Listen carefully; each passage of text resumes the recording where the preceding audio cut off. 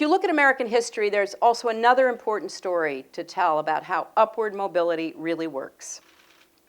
In part, this is the complement to the rugged individualist story that we all know so much about, and some of you have obviously lived.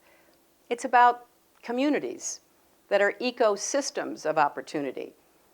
As Eric Schmidt knows so well, the personal computer revolution needed more than one or two people in a garage. It needed Silicon Valley, networks of public and private universities, investors, competitors, collaborators. It needed state and local governments that invested in the future and in human potential. It needed a culture of risk-taking and creativity. This story about the link between strong communities and the American dream goes very deep. And one of the first great observers and chroniclers of America was, of course, Alexis de Tocqueville. He traveled across that new country of ours in the 1830s, learning everything he could about this radical idea called democracy and the men and women who made it work.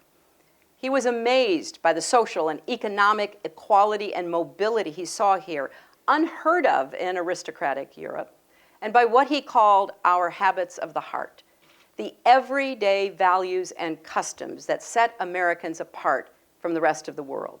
He found a nation of joiners, clubs, congregations, civic organizations, political parties, groups that bound communities together and invested those famous rugged individualists in the welfare of their neighbors. This made America's great democratic experiment possible. Talk about a big idea.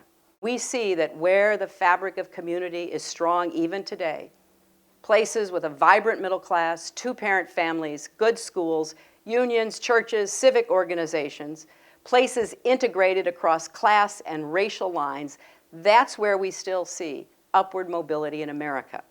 It's not about average income. Researchers point to cities with similar affluence, like Atlanta and Seattle, that have markedly different rates of economic mobility. It's not about race. Black and white residents of a city like Atlanta both have low upward mobility. It's about all these other factors that add up to healthy families and inclusive communities. And it suggests that investing in our neighborhood institutions, strengthening our community bonds, has to be part of our strategy for reducing inequality, increasing mobility, and renewing the American dream.